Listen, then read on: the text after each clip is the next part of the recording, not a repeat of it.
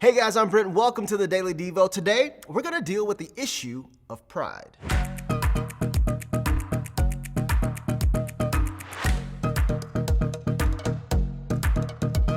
So when my wife was pregnant with our first child, I remember the day I put my son's crib together before his arrival.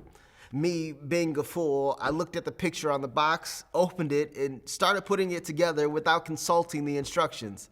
Y'all, I nearly destroyed my son's crib.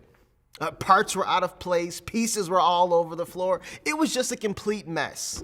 My wife came in the room and said one word to me: stop. You see, together we had to undo what I did and then spend more time putting the crib together the right way.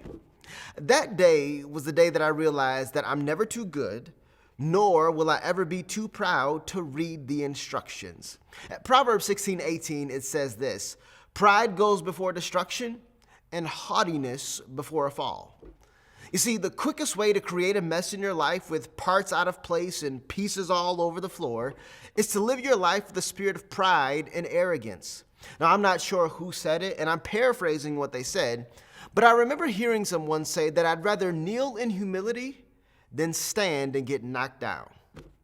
If you're an individual who may struggle with pride, I want to encourage you to pick up this manual of instructions and read through this book, the book of Proverbs. You'll not only discover a ton of wisdom, it will also help you put the pieces of your crib, your life, together.